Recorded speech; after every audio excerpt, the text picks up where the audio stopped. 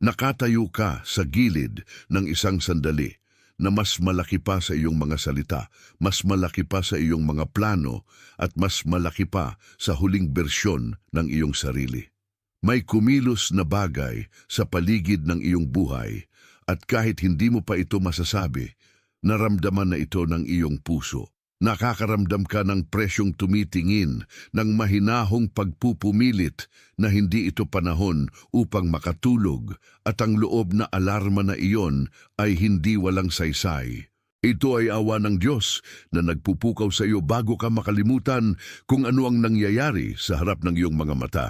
At kung nakakaramdam ka ng pagkabagabag sa bigat ng kamalayang iyon, ang The Call of the Chosen, a 30-day journey, ay makakatulong upang maunawaan mo ang panahon na iyong dinaranas at makita kung paano dadaan dito sa pamamagitan ng pananampalataya, kalinawan at direksyon. Pumunta ka ngayon sa itaas ng mga komento at pindutin ang link sa nakapined na komento. Dahil kapag nalalaman ng iyong kaluluwa na malapit na ang pagbabago ngunit hindi pa mauunahan ang anyo nito, ang pagkalito ay nagiging nakakapagod. Gayunpaman kahit ngayon, hindi ka iniwan ng katahimikan. Iminimbita ka na makinig ng mas malalim at ang gagawin mo susunod ay mahalaga. Hindi ka dumating dito nang hindi sinasadya at ang bigat na daladala mo ay hindi patunay na ikaw ay nakalimutan. Minsan, ang mga taong inihahanda ay nakakaramdam ng tensyon bago makita ang resulta at ang tensyong iyon ay maaaring magpakataas sa karaniwang mga araw. Patuloy mong napapansin na bumabalik ang parehong mga tanong, umiikot ang parehong sakit, ang parehong pakiramdam na may hindi pa natatapos. Ganito ang pag-uugali ng puso kapag nasa loob ng kabanata na hindi pa nagpapakita ng layunin. Nagsisimula kang magtanong kung ikaw ay naghihintay, natututo, nawawalan o tinutumbas at ang hindi tiyak na iyon ay maaaring magpakagulo sa panalangin. Ngunit may karunungan sa sakit dahil madalas ay ginagamit ng Diyos ang mga lugar na pakiramdam ay hindi pa tapos upang turuan ang iyong espiritu kung paano manatiling matatag bago lumitaw ang sagot. Kaya huwag magmadali sa tensyong ito. Hayaan itong magsalita dahil ang nararamdaman mo ay maaaring mismong lugar kung saan pinatatalas ang iyong pag-unawa.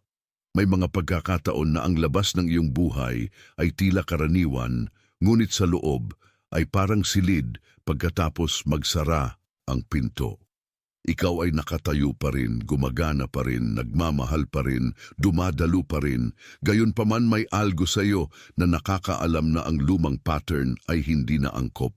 Maaari itong maging nakakatakot dahil maaaring wala kang salita para sa nagbago maliban sa pakiramdam na may nagbago.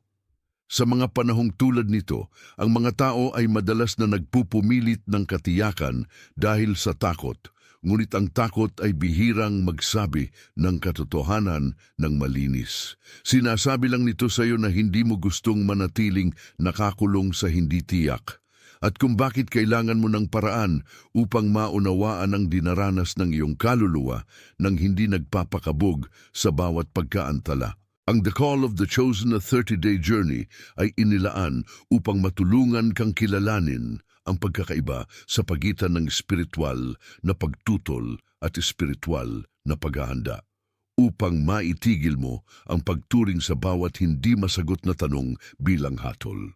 Ang dinaranas mo ay maaaring hindi ang wakas ng iyong kwento. Maaari itong magsimula ng iyong pag-unawa. May banayad na uri ng pagkapagod na nagmumula sa pagdadala ng hindi nakikitang inaasahan ng matagal. Nagigising ka na handang maniwala, ngunit pagdating ng hapon ang paghihintay ay nagsisimulang maghukay ng mga bakas sa iyong isipan, at pagdating ng gabi ay nagtatanong ka kung ang pag-asa mismo ay naging kamangmangan. Ito ay karaniwang punto kung saan ang iyong panloob na mundo ay nagiging mas mahina sa takot kaysa sa kapayapaan. Nagsisimula kang magbasa ng masyado sa mga maliit na bagay. at ang bawat pagkaantala ay nagmumukhang pagtanggi. Gayunpaman, ang pagkaantala ay hindi palaging pagtanggi, at ang katahimikan ay hindi palaging paglayo. Minsan ay iniaayos ng Diyos ang kahulugan ng iyong paghihintay upang hindi mo ipagkamali ang pagkakatahimik bilang kawalan. Kung bakit ang sandaling ito ay nangangailangan ng mapagpasensyang pag-aalala sa halip na mabilis na pagpapakahulugan. Kung matututo kang obserbahan ang nangyayari ng hindi bumibagsak sa ilalim nito, makikita mo na ang iyong panahon ay may estruktura kahit wala itong bilis. At pagkaunawa mo niyan, maititigil mo ang paglaban sa proseso at magsisimulang tumugon dito ng mas payapang puso. Ang pinakamapanganib sa pagkalito ay hindi na ito nakakasakit. Ito ay ang pagtulak sa iyo na gumawa ng maagang desisyon.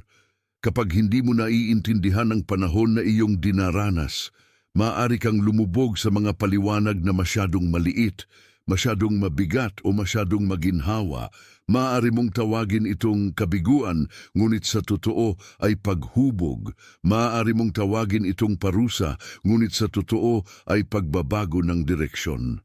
Maaari mong tawagin itong katahimikan, ngunit sa totoo ay espasyo kung saan ang iyong mga motibo ay pinino. Ang puso ng tao ay gustong mabilis na sagot, dahil ang mabilis na sagot ay pakiramdam ng kaligtasan, ngunit ang kaluluwa ay lumalakas kapag natututo itong tiisin ang pagitan ng hindi bumibagsak. At kung nakakaramdam ka na parang ang iyong buhay ay humihinto sa parang hindi nakikita ng iba, hindi ka mahina sa pagmamalas. Ikaw ay nagiging kamalayan ng mas malalim na pattern. Pansin, kailangan mong maghanda ngayon. Naghanda ako ng eksklusibong material para sa mga nararamdamang inihiwalay para sa mas dakilang layunin, ngunit nabubuhay na napapaligiran ng ingay, mga abala at mental overload. Ito ay isang 30 araw na paglalakbay na magbabago sa iyong buhay. Isang ginagabayang landas upang protektahan ang iyong isipan at maghanda sa darating na may pang-araw-araw na pagsasanay sa focus, limitasyon at disiplina. Itigil mo na ang pakikipag-usap sa ingay. Matutunan mong tukuyin ang mga abala bago kanila kontrolin at palakasin ang iyong isipan. Available din sa immersive audio version. Mahigit 10,000 mambabasa na ang nagbago ng kanilang buhay sa pamamagitan ng 30 araw na paglalakbay. Libu-libong tao na ang nagsimula sa pagbabagong ito, mga taong tulad mo na pagod na sa pamumuhay sa ulap, mga ordinaryong taong nagdesisyon nang ihinto ang pagtanggap sa mental chaos. Samantalahin ang limitadong panahon na alok na ito sa buwan lamang na ito. I-access ang iyong link sa ibaba mismo sa itaas ng mga komento. Maraming mambabasa na dumating na nalilito o pagod sa paghihintay ay nagsabing ang material ay nakatulong upang maunawaan nila ang kanilang panahon ng mas malinaw, ayusin ang kanilang mga pananalangin, o itigil ang pagturing sa bawat katahimikan bilang pagkakalimot. Ang The Call of the Chosen, a 30-day journey ay maaaring magbigay ng ganitong uri ng kalinawan kapag kailangan mo ng matibay na paraan upang mag-isip, manalangin at umusong pasulong. Pumunta ka ngayon sa itaas ng mga komento at pindutin ang link sa nakapinned na komento. Pagkatapos ay bumalik sa iyong sariling buhay ng mas payapang isipan dahil ang susunod na tapat na hakbang ay bihirang maingay. Ang puso ay madalas na tumututol sa mga panahon na hindi niya kontrolado, ngunit ang pagtutol ay hindi nagpapalaho sa panahon. Pinaparamas lang nito ang daan sa ilalim ng iyong mga paa. Maaari kang matukso na ikumpara ang iyong progreso sa tagumpay ng iba. At pagkatapos ay konklusyonin na ang Diyos ay gumagalaw sa lahat, ngunit hindi sa iyong kwento. Ngunit ang paghahambing ay mahinang tagapagbigay ng layunin. Ang isang buhay ay maaring nasa pagtatanim, ang isa ay nasa paggugupit, ang isa ay nasa pag-aani, at ang isa ay nasa pahinga, at ang lahat ay maaring magmukhang hindi pantay kung titingnan lang sa nakikitang galaw. Ang mahalaga ay hindi kung ang iyong bilis ay tugma sa iba, kundi kung natututo kang kilalanin kung ano ang ginagawa ng Diyos sa iyong sariling larangan. Kung ang katotohanan ay inihahanda ka, ang presyon ay hindi kaaway. Ito ay bahagi ng iyong paghubog. Kung ang katotohanan ay ang isang kabanata ay nagsasara, ang pagdalamhati ay hindi patunay ng pagkatalo. Ito ay halaga ng pagpapalaya. At kung alam mo kung alin ang iyong dinaranas, maititigil mo ang pagpilit ng tugon na hindi angkop. Maaring hindi mo laging malaman kung paano sabihin kung ikaw ay nasa paghihintay, paghahanda, pagsasara o bagong simula, ngunit ang iyong espiritu ay matututong kilalanin ang pagkakaiba kapag binigyan ng espasyo upang makinig. Ang paghihintay ay madalas na pakiramdam ng nakabinbing pagnanasa, ang sakit ng pag-aasam ng isang bagay na hindi pa dumating. Ang paghahanda ay pakiramdam na mas eksakto. Parang ang buhay ay humihiling sa iyo na lumago bago ibigay ang mas maraming responsibilidad. Ang pagsasara ay maaaring pakiramdam na banayad na pagdalamhati na nagtuturo sa iyo na pagpalain ang hindi mananatili. Ang pagbabago ng direksyon ay madalas na lumilitaw bilang pagkadismaya sa daan na hindi na nagbubukas kung paano noon. Ang pagtatayo muli ay may kakaibang kombinasyon ng pagkawala at order dahil ang isang bagay ay ibinabalik sa bagong anyo at ang bagong simula ay pakiramdam na hindi tiyak ngunit buhay. Parang pinto na sa wakas ay nagbubukas pagkatapos ng mahabang pasilyo ng pagpigil. Ang iyong gawain ay hindi pilitin ang isang label sa lahat, ngunit manatiling tapat na sapat upang ipakita ng Diyos sa iyo kung ano ang totoo. Kapag ginawa mo yan, nagiging mas hindi reaktibo at mas tumutugon, at doon nagsisimula lumago ang kapayapaan. Minsan, ang katawan ay naunang naiintindihan ng panahon bago maabot ng isipan. Nararamdaman mo ito sa dibdib kapag ang lumang pag-asa ay hindi na nagdadala ng parehong anyo. Nararamdaman mo ito sa tiyan kapag nakakaramdam ka na ang pagpilit ng resulta ay magpapalalim lang ng iyong pagkapagod. Nararamdaman mo ito sa mga balikat kapag napagtanto mo na naghihintay ka para sa pagkadismaya ng mas matagal kaysa sa pagpapahinga sa pagtitiwala. Ang mga senyalis na ito ay mahalaga dahil ang kaluluwa ay nagsasalita sa pamamagitan ng katawan sa mga paraang madalas na tinatanggal ng intelektualidad. Kung ipagwalang bahala mo ang mga ito, maaari kang patuloy na tawaging pananampalataya ang lahat, ngunit ang parte ng ginagawa mo ay pamamahala ng takot. Ngunit kung makinig kang mabuti, maaaring matuklasan mo na ang presyong nararamdaman mo ay hindi nagsasabi sa iyo na tumigil. Sinasabi sa iyo na baguhin ang posisyon. May mga pagkakataon na ang pananampalataya ay tila mas katulad ng pagsusuko sa pangangailangang kontrolin ang bilis. Hindi ito kawalan ng aksyon. Ito ay mas malalim na uri ng tapang na pinapayagan kang manatiling tapat nang hindi nagiging nagmamadali. Kapag ang iyong panloob na mundo ay nagugulo, madali na ipagpalagay na ang buong hinaharap ay hindi matatag. Ngunit ang hinaharap ay madalas na mas hindi kaguluhan kaysa sa mga pag-iisip na iyong dala dito. Isang maingat na paghinga ay maaaring ibalik ka sa katotohanan na ang Diyos ay hindi nawalan ng track sa iyo kahit ikaw ay nawalan ng track sa pattern. Pinapayagan kang magtanong ng matapat na mga tanong nang hindi inakusahan ang iyong panahon na walang saysay. Pinapayagan kang aminin na kailangan mo ng tulong upang makita ng malinaw. Hindi itong espiritual na kahinaan. Ito ay espiritual na pag-unlad na nagsisimulang hubugin. Ang The Call of the Chosen, a 30-day journey ay umiiral para sa tagapakinig na nangangailangan ng higit pa sa pagbibigay lakas ng loob para sa isang sandali. Ito ay para sa gustong may katatagan na kasamang nagtutuklas kung ano ang hinihingi ng panahong ito sa kanila upang ang pang-araw-araw na pananalangin, pagninilay at paggawa ng desisyon ay maging mas hindi reaktibo at mas nakabatay sa karunungan. Hindi mo kailangang patuloy na maghula sa bantayan. Matututo kang tumugon sa mga paraang nagbibigay pugay sa iyong pananampalataya at realidad. At pagkaunawa mo niyan, ang iyong mga araw ay nagsisimulang maramdaman na hindi parang ulap kundi parang landas. May gitnang bahagi sa bawat mahirap na panahon kung saan ang kaluluwa ay pakiramdam na isang biyahero na tumatawid sa bukas na lupain nang walang palatandaan. Dito karamihan ay natutukso na bumalik sa pamilyar dahil lamang ito ay kilala. Ang pamilyar na sakit ay maaaring maramdaman na mas madali kaysa sa hindi pamilyar na posibilidad. Ngunit ang daan pasulong ay humihiling sa iyo na magpatuloy sa paglakad na may pag-unawa, hindi may desperasyon. Maaaring wala kang buong mapa, gayon paman maaari mo pa ring mapansin ang mga senyales na mahalaga.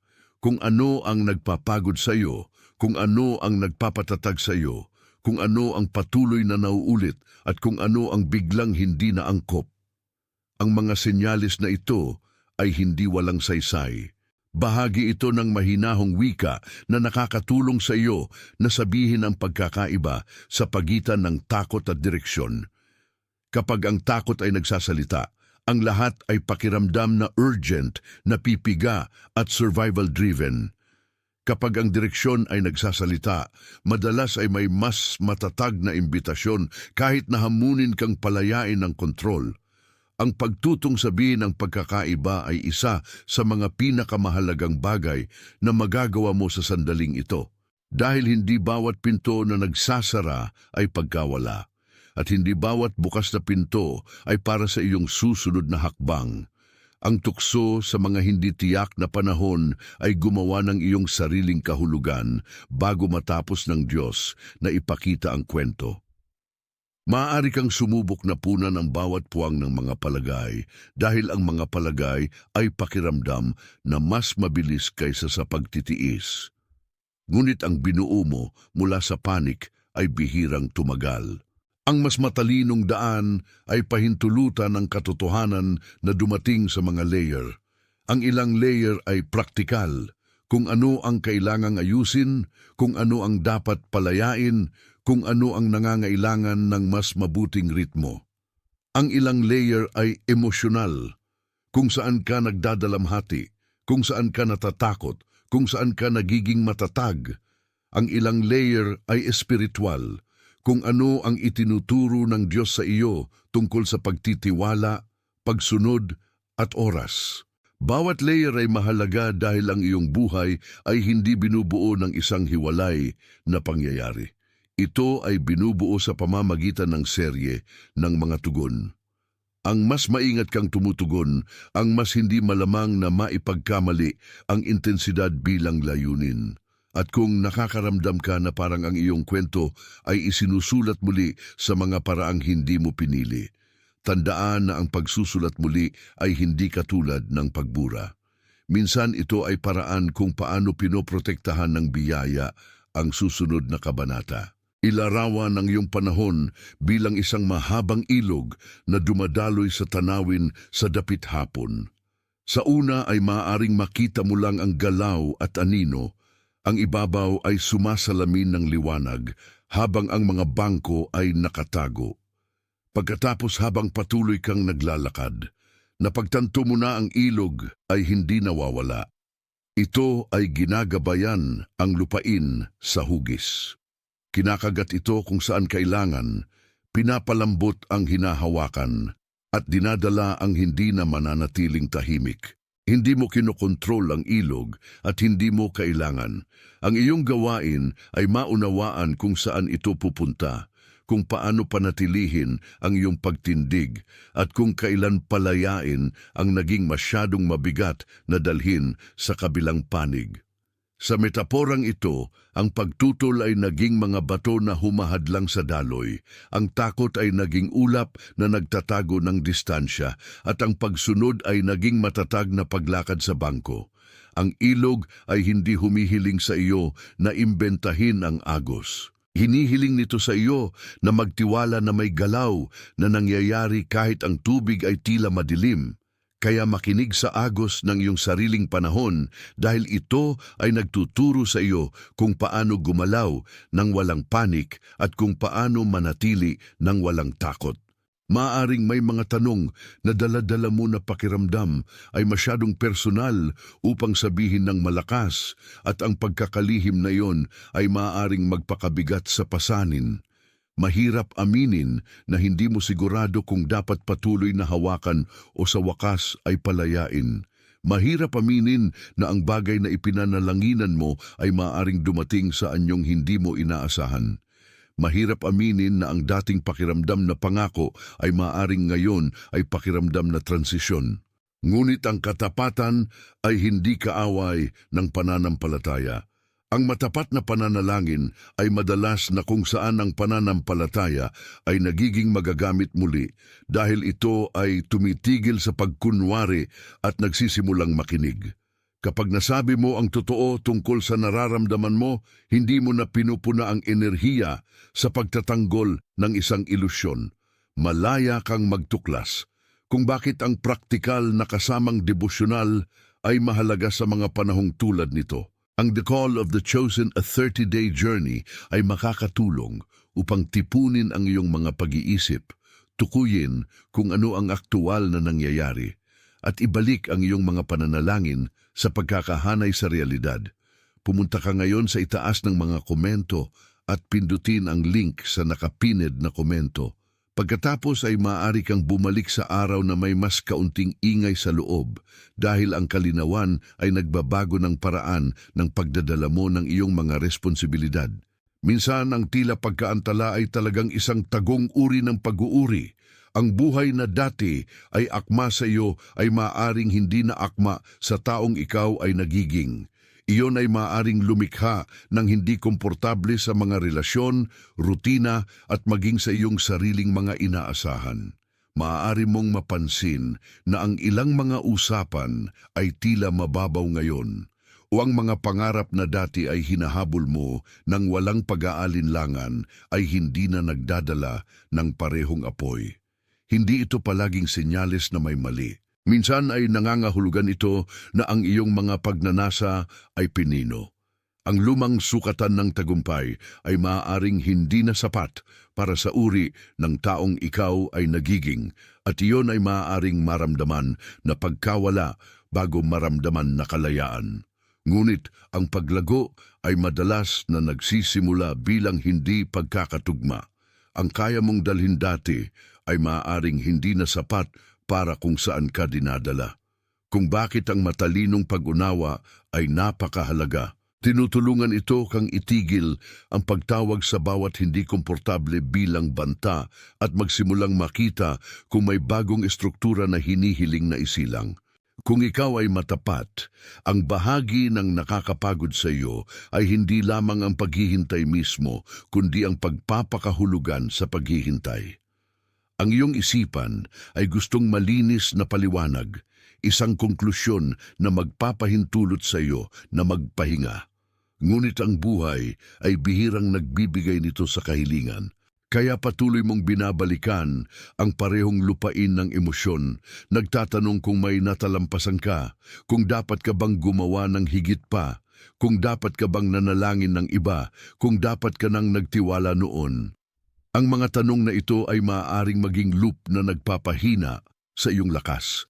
Ngunit ang pagkakaroon ng mga hindi nasasagot na tanong ay hindi nangangahulugan na ang iyong buhay ay pupunta sa wala. Nangangahulugan ito na ikaw ay nasa gitna ng paghubog at ang mga gitnang lugar ay bihirang maayos. Doon ang pananampalataya ay nagiging praktikal.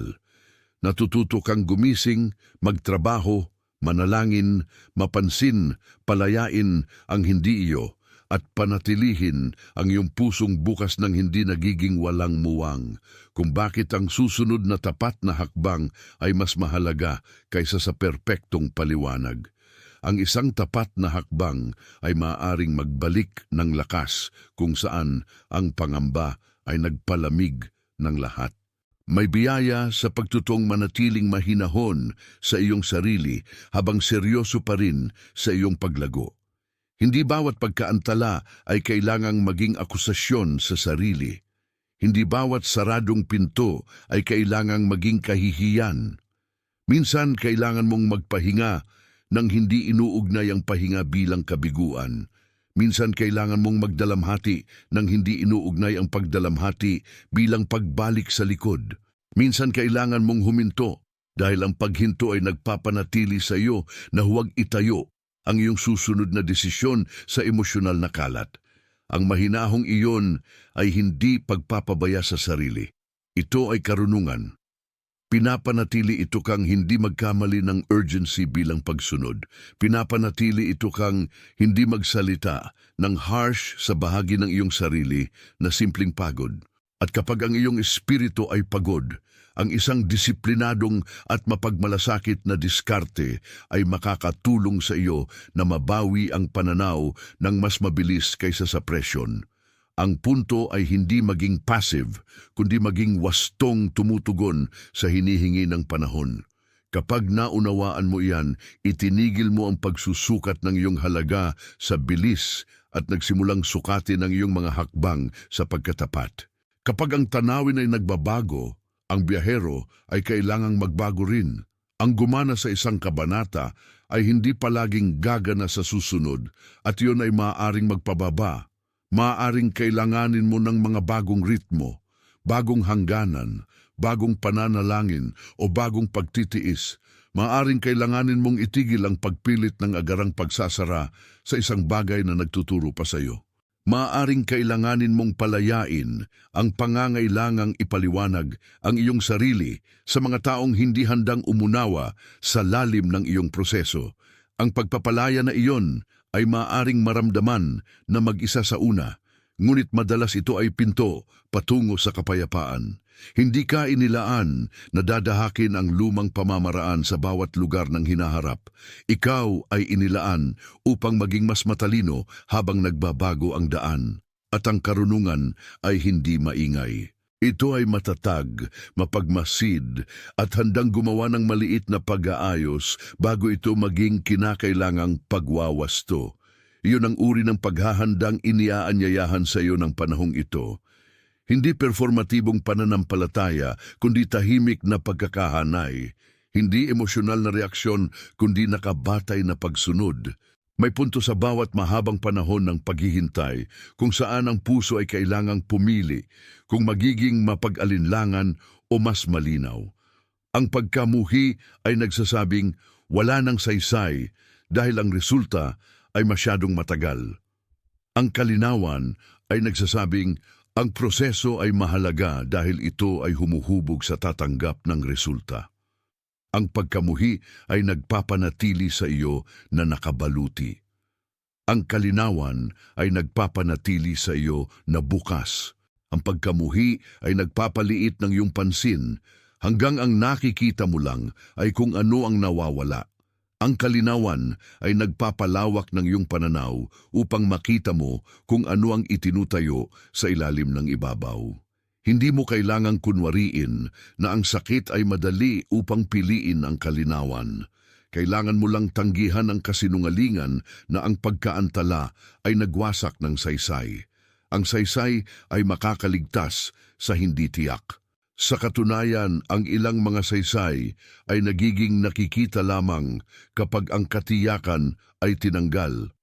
Kung pahihintulutan mong turuan ka ng panahon sa halip na ikaw ay makainis, maaaring matuklasan mo na ang iyong pagtitiis ay bumubuo ng lakas na hindi mo alam na kailangan mo. At ang lakas na iyon ay magiging mahalaga ng matagal pagkatapos dumaan ang agarang tensyon. Ang ilog sa gitna ng iyong paglalakbay ay hindi lamang nagdadala ng tubig, nagdadala ito ng refleksyon. Habang patuloy kang naglalakad sa tabi nito, nagsisimula kang makita ang iyong sarili ng mas tapat.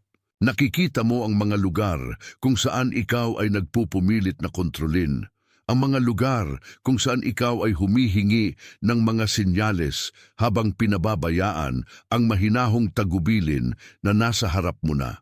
Ang mga lugar kung saan ang takot ay nagpagawa sa iyo ng maingay, kung ang pagpapakumbaba ay nagpagawa sa iyo ng malinaw. Ngunit ang refleksyon ay hindi paghahatol. Ito ay imbitasyon upang makita. Inihahayag ng tubig ang itinago ng ibabaw. Ipinapakita nito sa iyo kung ikaw ay nakatayo ng masyadong malapit sa gilid. Kung ikaw ay sinusubukang uminom sa lugar na inilaan para dumaan. Kung ikaw ay nagkamali ng galaw bilang momentum. At kapag sa wakas ay nakakita ka ng mas malinaw, ang iyong tugon ay maaaring magbago. Itinigil mo ang paghiling ng katiyakan sa bawat sandali at nagsimulang magtanong kung ano ang pagkatapat ay tila sa isa. Ang paglipat na iyon ay hindi nagtatanggal ng ilog. Itinuturo nito sa iyo kung paano ito tatawirin ng may mas kaunting pagtutol at mas maraming pagtitiwala. Marahil, ang pinakamahirap na bahagi ay ang iyong buhay ay patuloy na gumagalaw habang ang iyong puso ay patuloy na humihinto. Ikaw ay sumasagot pa rin sa mga mensahe, gumagawa pa rin ng mga plano, tumutupad pa rin sa mga pangako. Ngunit sa ilalim ng aktibidad na iyon ay may tanong na humihingi ng resolusyon. Paano kung ang panahong ito ay hindi humihiling sa iyo na gumawa ng higit pa, kundi upang mapansin ang higit pa? Paano kung ito ay hindi tungkol sa pag-impress sa mundo, kundi tungkol sa pagtutong manatiling nakapako kapag ang mundo ay hindi nagbibigay sa iyo ng agarang pag-aliw? Ang ganitong uri ng pagbabago ay hindi makapal, ngunit ito ay malakas. Binabago nito ang paraan ng iyong pananalangin bago kumain, ang paraan ng iyong pag-iisip bago magsalita, ang paraan ng iyong pagpili kung ano ang dapat sa iyong hinaharap. Binabago nito ang paraan ng iyong pagbabasa ng pagkadismaya. Binabago nito ang paraan ng iyong pagpapakahulugan sa maliit na awa. At kapag nagsimula kang mabuhay mula sa lugar na iyon, kahit ang karaniwang mga sandali ay nagsisimulang maramdaman na may layunin, kung bakit maraming tao ay bumabalik sa mga pahinang ito kapag sila ay pumapasok sa bagong panahon. Ang The Call of the Chosen, a 30-day journey ay nakakatulong upang gawing kapaki-pakinabang na pag-unawa ang nakakalat na pakiramdam, upang ikaw ay makagalaw mula sa emosyonal na pagdadaloy patungo sa mapag-isip, mapanalangin na aksyon. Pumunta ka ngayon sa itaas ng mga komento at pindutin ang link sa nakapinid na komento. Pagkatapos ay huminga muli, dahil ang iyong susunod na araw ay hindi kailangang mabuhay sa pagkalito. Ang katotohanan ay hindi bawat pasanin sa iyong buhay ay inilaan na dalhin sa parehong paraan. Ang ilang mga pasanin ay nalulutas sa pamamagitan ng aksyon. Ang ilan ay pinapalambot ng pananalangin. Ang ilan ay nababawasan ng pahinga. Ang ilan ay naiintindihan lamang pagkatapos mong itigil ang pagtutol sa kanila ng sapat na panahon upang marinig kung ano ang kanilang inihahayag. Hindi mo kailangang patuloy na tratuhin ang bawat sakit bilang utos na magmadali. Sa ilang mga kaso, ang mas matalinong tugon ay ang bagalan. Suriin ang pattern at itanong kung ano ang sinusubukang ituro sa iyo ng sakit na ito. Marahil ito ay nagpapakita kung saan ka nag-overextend. Marahil ito ay nagpapakita kung saan kailangan mo ng mas matibay na mga hangganan. Marahil ito ay nagpapakita sa iyo na ang isang pangarap ay kailangang isipin muli bago ito matupad sa mas malusog na paraan. Kung ikaw ay tumutugon ng masyadong mabilis, maaari mong pahimusayin ang mismong karunungan na sinusubukang ibigay ng sakit. Ngunit kung ikaw ay makinig ng mabuti, kahit ang hindi komportable ay maaaring maging tagubilin. At ang tagubilin ay regalo kapag ang iyong puso ay nagugutom sa direksyon. May pagkakaiba sa paggalaw, dahil ikaw ay ginagabayan at paggalaw dahil ikaw ay natatakot na maiiwan. Ang galaw na hinahatak ng takot ay nagmamadali, defensive at madalas na paulit-ulit. Ang galaw na ginagabayan ay matatag, sinasadya at nakakagulat na payapa. Hindi ito nangangailangan na alam mo ang lahat bago ka kumuha ng hakbang. Kailangan lang nito na alam mo ang sapat upang maging tapat sa hakbang na nasa harap mo, kung bakit ang pag-unawa ay napakahalaga sa bahaging ito ng iyong kwento. Pinapanatili ito kang hindi magkamali ng bilis bilang layunin at pinapanatili kang hindi tumawag sa bawat pagkaantala bilang sakuna. Ang panahong iyong dinaranas ay maaaring nagtuturo sa iyo kung paano gumalaw ng walang panik, kung paano magdesisyon ng hindi umiikot, at kung paano magtiwala na ang pag-unawa ay maaaring lumago ng unti-unti. Ang mga iyon ay hindi maliit na aralin. Ito ang uri na humuhubog sa buhay mula sa loob palabas. At kapag ang iyong panloob ay nagiging mas matatag, ang iyong mga panlabas na pagpili ay nagiging mas matalino, halos natural. Maaaring iniisip mo na ang sandaling ito ay magmumukhang iba kung ito ay talagang mahalaga. Ngunit minsan ang kahalagahan ay dumarating ng tahimik. Ito ay dumarating sa anyo ng paulit-ulit na loob na pagudyok, isang mahirap na usapan, isang pinto na hindi na nagbubukas kung paano noon, isang kapayapaan na hindi papayag sa iyo na lumubog sa mas kaunti, o isang banal na hindi pagkasiya sa dating sapat. Ang mga senyales na ito ay dapat igalang. Bahagi ito ng kung paano natututo ang iyong espiritu na kilalanin ang panahon. Hindi mo kailangang gawing malaking teorya ang bawat senyales, ngunit kailangan mong itigil ang pagpapabaya sa kanila. Ang mas magiging mapagmasid ka, ang mas hindi malamang na ikaw ay madadaloy sa mga reaksyon na hindi akma sa realidad ng iyong buhay. At iyon ay mahalaga dahil ang maraming pagkakamali ay hindi gawa mula sa paghihimagsik. Ginagawa ang mga ito mula sa maling pagbabasa ng sandali.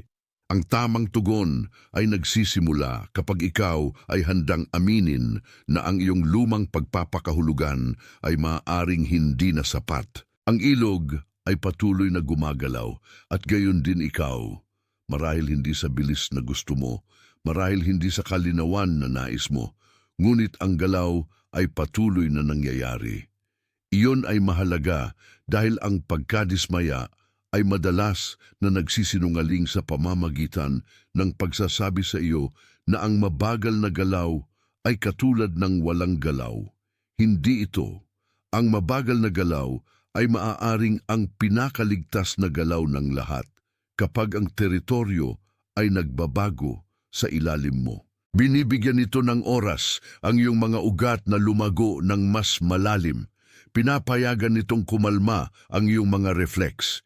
Pinapayagan nitong itigil ng iyong puso ang pagpapakahulugan sa bawat pagkaantala bilang senyales ng pagkabigo. Ang ilog ay hindi nagmamadali dahil ang pagmamadali ay magkakatapon ng kailangang tipunin. Nagdadala ito, humuhubog ito, nagpapakita ito. At habang ikaw ay naglalakad sa tabi nito, ikaw ay natututo na pahintulutan ng iyong buhay na gawin ang pareho. Ikaw ay natututo na dalhin ang iyo, palayain ang hindi iyo, at magtiwala sa hindi nakikitang gawain na nangyayari sa ilalim ng ibabaw. Ganoon ang panahon ay nagiging banal nang hindi nagiging teatrale. Sa puntong ito ay malamang na napansin mo na ang tunay na pakikibaka ay hindi kung ang Diyos ay makakagabay sa iyo. Ito ay kung ikaw ay makakapanatili ng sapat na katahimikan upang mapansin kung paano talaga nararamdaman ang gabay. Minsan, ang gabay ay isang pinto na nagbubukas. Minsan ito ay isang pinto na nagsasara. Minsan ito ay ang lumalagong paniniwala na ang iyong kapayapaan ay nabawasan ng isang bagay na tinatawag mong normal. Minsan ito ay ang lumalalim na kamalayan na ikaw ay hinihiling na maging mas tapat, mas disiplina o mas sumuko kaysa noon. Ang gabay ay bihirang yumayabang sa ego, ngunit ito ay palaging naglilingkod sa buhay. Ang punto ay hindi ang habulin ang dramatikong kumpirmasyon. Ang punto ay maging bukas sa tunay na direksyon, at kapag ginawa mo iyon, ang takot na dati ay nangingibabaw sa iyong mga pagpili ay nagsisimulang mawalan ng hawak. Nagsisimula kang gumawa ng mga desisyon na sumasabay sa iyong aktwal na panahon sa halip na sa panahong nais mong naroroon ka. Ang ganitong uri ng katapatan ay nagpapalaya kahit na ito ay hindi komportable. May nakatagong pagkamalambot sa pagkaalam na hindi mo kailangang lutasin ang buong hinaharap ngayon. Kailangan mo lang na manatiling bukas sa susunod. Pansin, kailangan mong maghanda ngayon. Naghanda ako ng eksklusibong material para sa mga nararamdamang inihiwalay para sa mas dakilang layunin, ngunit nabubuhay na napapaligiran ng ingay, mga abala at mental overload. Ito ay isang 30 araw na paglalakbay na magbabago sa iyong buhay. Isang ginagabayang landas upang protektahan ang iyong isipan at maghanda sa darating na may pang-araw-araw na pagsasanay sa focus, limitasyon at disiplina. Itigil mo na ang pakikipag-usap sa ingay. Matutunan mong tukuyin ang mga abala bago kanila kontrolin at palakasin ang iyong isipan. Available din sa immersive audio version. Mahigit 10,000 mambabasa na ang nagbago ng kanilang buhay sa pamamagitan ng 30 araw na paglalakbay. Libu-libong tao na ang nagsimula sa pagbabagong ito, mga taong tulad mo na pagod na sa pamumuhay sa ulap, mga ordinaryong taong nagdesisyon nang ihinto ang pagtanggap sa mental chaos. Samantalahin ang limitadong panahon na alok na ito sa buwan lamang na ito. I-access ang iyong link sa ibaba mismo sa itaas ng mga komento.